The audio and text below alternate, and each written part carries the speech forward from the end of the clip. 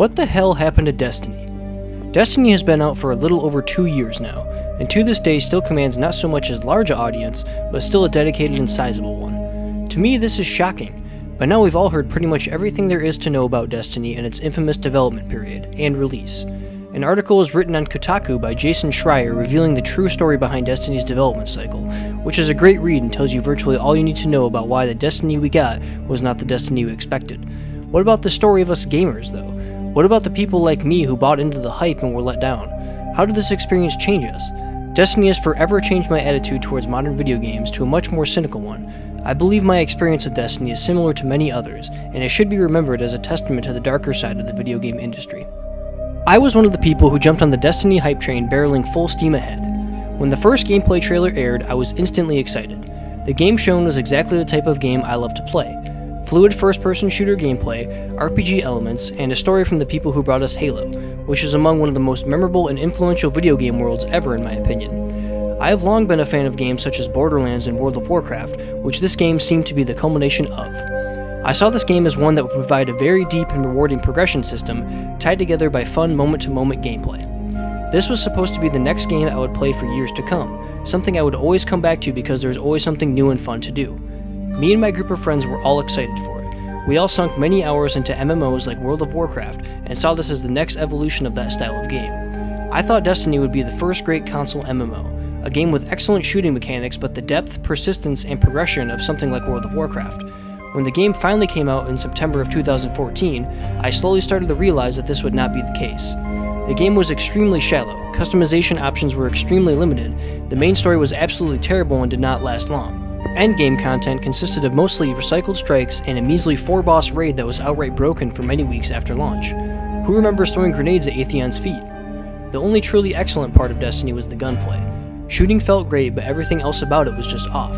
Was there something I missed? Did I do this to myself with my own expectations? Did I promise myself Destiny was going to be something different than what Bungie actually showed us? Then I started reading the updates posted on the Destiny app, and saw that many other people had the same reaction to the game that I did. Every post had an extremely lively comment section, filled with anger, hatred, suggestions, and in general pure vitriol towards Bungie. You could literally sit there and scroll and scroll and scroll and see nothing but negative post after negative post. I had never seen anything quite like it. I remember posting my own comments and reading comments my friends made as well, something I don't think I've ever done for any other video game. I've played bad games before, but never went onto the game developers forum and complained about how bad it was. It was like me and everyone else were still holding out hope for a better Destiny, that some better game was just magically hidden underneath and all they had to do was flip a switch and suddenly it would appear. As it turns out, that's not how game development works. What we were left with was an empty shell of a game, one that I found myself coming back to as expansions were rolled out, hoping that Destiny would get closer to the game I wanted it to be, but that never happened. The Dark Below only added a few new uninspired strikes and a raid that could be cheesed just like the Vault of Glass could. House of Wolves added a horde mode, but that's just not what this game needed. By the time the Taken King came out, I already had such low expectations. It was lauded by critics as Destiny's saving grace, adding a cohesive story and breathing new life into Destiny. In reality, it was just the same average-sized piece of chaff that added just the bare minimum in terms of new content to justify it being called an expansion. I played it for a few weeks before finally shelving Destiny and never picked it up again. By the time Rise of Iron came out, I had already moved past Destiny and all of its tricks and skipped over it entirely. So then, was the Destiny we got actually the Destiny we were promised? Did I just invent a game in my head that was actually completely different than what Bungie said Destiny would be? As me and many other people started digging back through the archives of Destiny preview content, a picture started to emerge of a game that was painted in a much different light than what was actually released. Take a look at this January 2014 issue of Game Informer magazine, where Destiny is the cover story. In the first paragraph of the article, Ryan Ellis, an art director at Bungie, compares Destiny to an MMO, saying our game is different and kind of hard to describe, which is why we don't use that term. But I do think that people who like that sort of thing are going to find things to love in this game. The term Bungie actually used was shared world shooter, something that sounds a little less ambitious than massively multiplayer online, but it's easy to see why some, including someone who works at Bungie, would make the comparison. Later on in the article, Ryan Ellis continues, saying, if you want to think of it in MMO terms, all of our classes are damage per second characters. Every character is capable of going into a situation and solving it. They may do it in different ways. The class is really an emotional archetype. Later on he says, so when you start to get to the end of the first initial story re-release, there are multiple places to spend time with your high-level characters. It won't just be raids, but other activities shift into a mode where they're more about high-level play.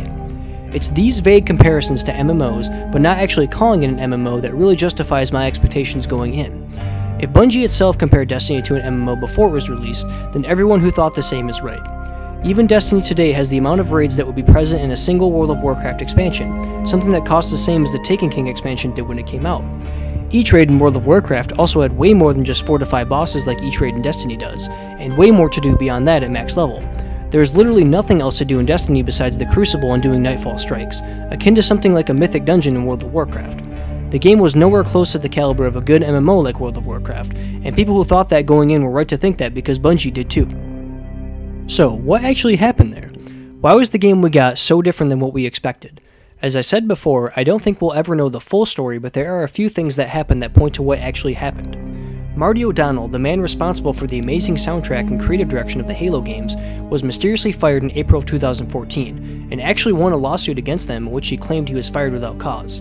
Why would Bungie fire such an important and influential person in their development team?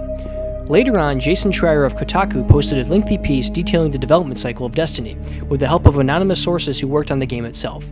It laid out a much more detailed explanation of what actually happened, and why it fell so short of expectations. The whole story was scrapped and rewrote just 1 year before it was supposed to launch. Characters such as the Crow were wrote out, and Bungie had to stitch together the mangled corpse of what maybe was the Destiny we all wanted into the abomination it is today. If you haven't read it, I strongly encourage you to, as it's an excellent read and sheds more light on Destiny if you were as frustrated as I was by the game itself. My experience of Destiny has forever changed how I look at video games today. I temper my expectations, I don't buy into the hype, and I always expect the worst going in.